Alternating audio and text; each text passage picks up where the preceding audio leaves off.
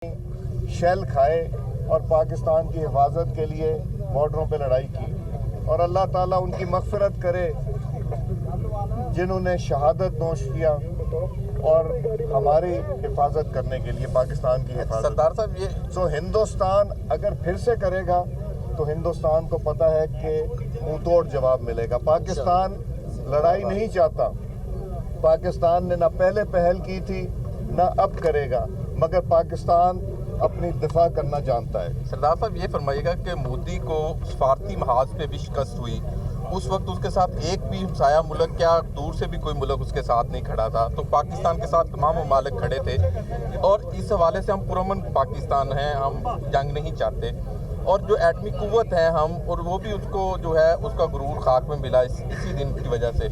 क्या आप समझते हैं कि अब अगर सफारती महाज पे जो हमारे वज़ीर आज़म बाहर निकले हैं, दुनिया में शुक्रिया अदा कर रहे हैं, इज़हार तशक्कुर कर रहे हैं, इससे भी उसको तकलीफ़ हो रही है कि ये क्यों दुनिया के साथ राब्ते कर रहे हैं? एक तो ये आप सब जानते हैं कि जिस दिन ये हिंदुस्तान में हमला हुआ था, ये वाक़या हुआ, उस दिन से पाकिस्तान कह रहा है कि यूनाइटेड नेशन या किसी दोस्त न्यूट्रल मुल्क जो है उससे आप इसकी इन्वेस्टिगेशन करा दें।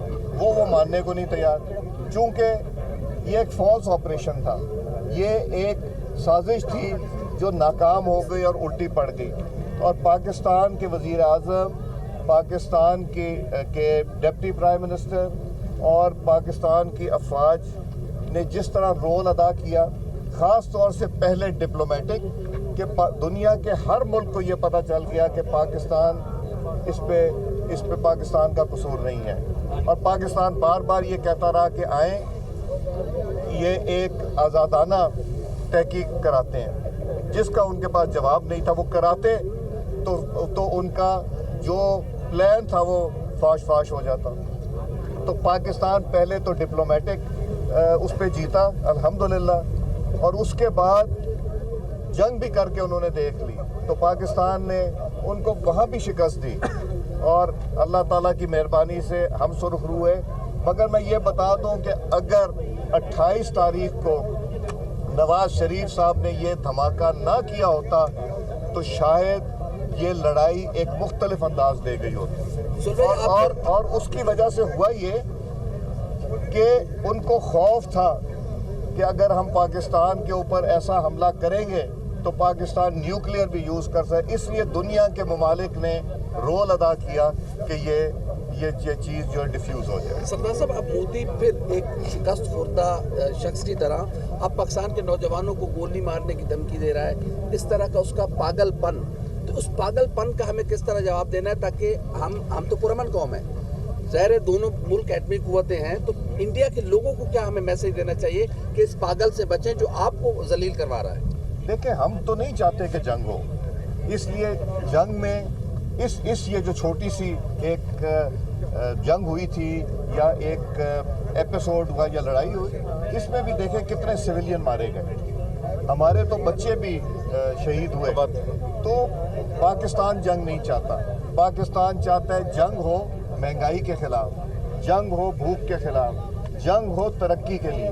और अगर हिंदुस्तान ये चाहता है कि उसके पास बहुत पैसा है तो ये गलत है। तो ये उनको सोचना पड़ेगा, और वहाँ के अवाम को भी ये सोचना पड़ेगा कि क्या हम लोग दो मुल्क जो हैं एक दूसरे के साथ मिलजुल के गुफ्तगू करके कश्मीर के मसले को हल करके क्या हम आगे चल सकते हैं, ये हम सबको सोचना पड़ेगा। और जंग जितनी होती हैं वो फिर मेज़ के ऊपर जाके उनकी डिस्कशन होती है। DGMOs की मुज़ाकरात थे वो अभी हो रहे हैं नहीं हो रहे, इसके बारे में भी बता दें, और बता दें कि जो हालिया कशीदगी है इसके बाद लगता है कि मसला कश्मीर हल हो सकता है। देखिए, मसला कश्मीर तो फिर से उजागर हो गया जैसा पहले कभी भी नहीं था।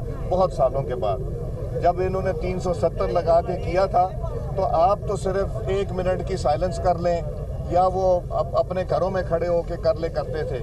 यहाँ तो कश्मीर को ला के इस हुकूमत ने और अफवाज पाकिस्तान ने उस जगह खड़ा कर दिया जहाँ हर मुल्क दुनिया का कह रहा है जी कश्मीर का कोई सलूशन करें तब बेहतरी आएगी।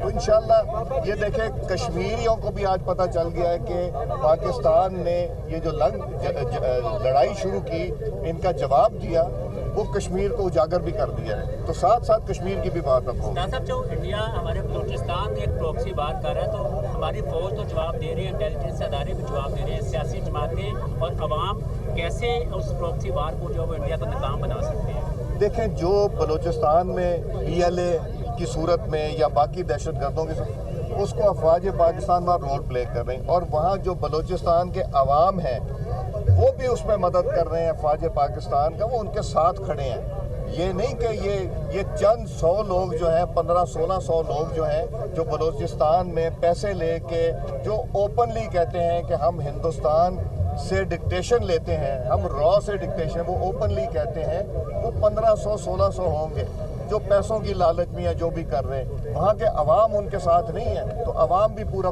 रोल इसमें अदा कर रहे हैं। और के बारे में क्या छोटा सा सवाल आपसे भी, क्या इस इलाके में बहुत सारे तरक्याती काम आप करवा रहे हैं, लोगों का एक बड़ा मसला हॉस्पिटल का भी है, वो मनामा हॉस्पिटल जिसको दोबारा तब्दील कर दिया गया, तो कोई उस बारे में भी कोई अपने हल्के के लोगों को कोई इंशाल्लाह अनकरीब मनामा हॉस्पिटल से मुतल्लिका अपने इलाके के लिए खुशखबरी देंगे इंशाल्लाह।